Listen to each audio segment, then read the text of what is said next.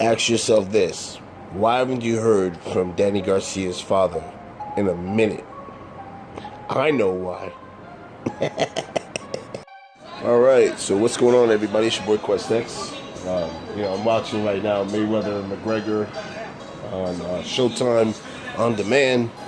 And I'm going to talk about neither fighter. I'm actually going to talk about Danny Garcia. And I remember that I had done a video, a lot of my subs with like, yo, you being mad cryptic with it. Like, what do you know about Danny Garcia?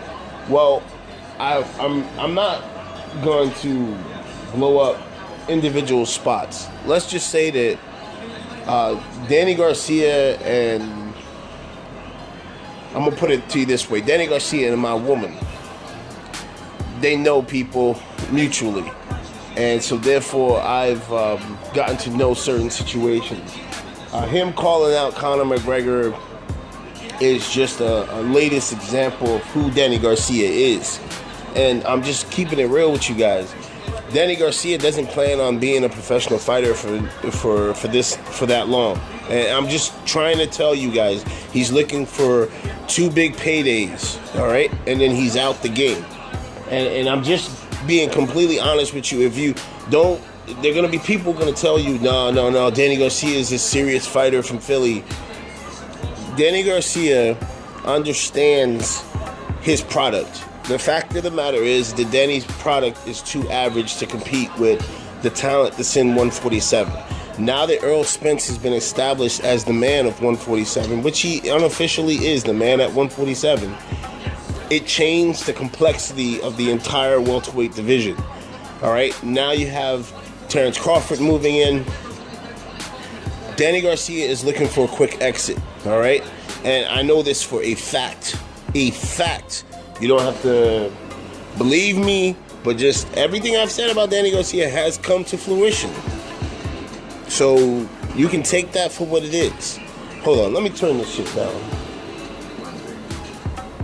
Freaking Showtime. You can take that for whatever you want to take it. But I'm letting you guys know, Danny Garcia is going to fight Brandon Rios, right? And then he's going to try to push for a mega payday. All right? He's going to try to go for the mega payday. And then that's it for Danny Garcia. You already only see this dude maybe once a year. There's a reason for that. I will just be the first to sit there and tell you. Danny Garcia, when he's not fighting, the dude is partying. All right? And it's not me exaggerating on this. Right? There's a reason I have always been very stern, and I just want to make sure that everybody understands this. In the beginning, I rooted for Danny Garcia, but I'm telling you, I'm just gonna sit here and say that mutual acquaintances have assured me as to what's going on with Danny Garcia. I said that there was a reason why he chose Bam Bam. All right. He chose a guy who had a name that was reputable and that was marketable and sellable, but a guy who has not been doing what he's supposed to be doing as far as when he's not in the fighter's lifestyle. All right? Living the fighter's lifestyle, put it that way. Because Danny had other offers to fight, other guys. And that's the truth. I'm just keeping it completely real with you. All right, so, I'm not going to make this any longer than this video already is. All I'm just trying to tell you guys is that Danny Garcia is what he is. He's a guy who, like the late, great Emmanuel Stewart said, he does nothing extraordinary. He does everything mediocre. And to fight top competition, you're going to struggle.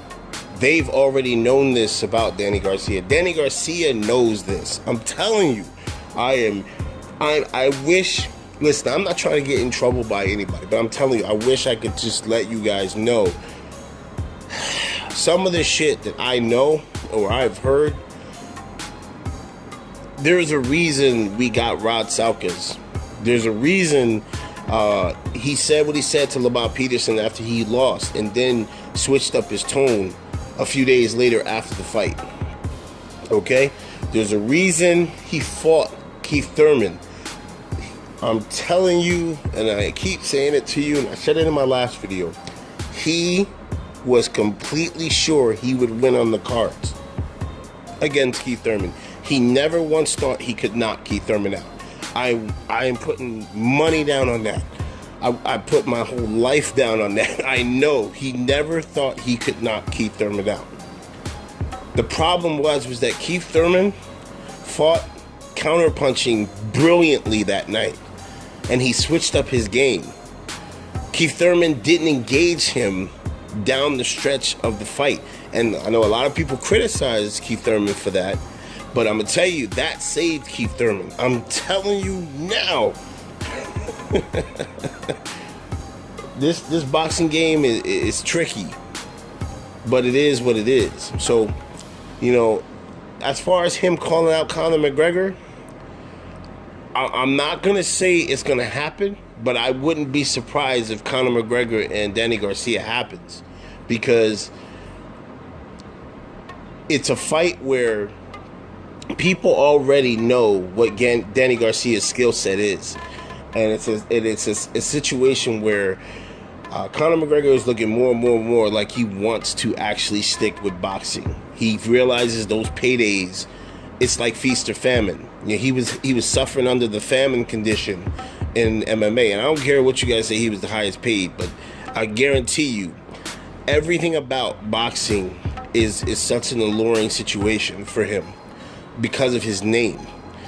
He fights Danny Garcia, he's still gonna make more than he made in MMA. Trust and believe that. So don't be surprised. Like I said, he's gonna fight Brandon Rios. He will not fight Terrence Crawford. He will not fight Sean Porter. He will not fight any top welterweights. He's going to push for a name, a big name. All right, don't be surprised if Manny Pacquiao's name comes up. He's going to look for a big name. He doesn't care whether he wins or lose. It's for the payday. And then Danny Garcia will be gone. It's your boy QuestX. I am out.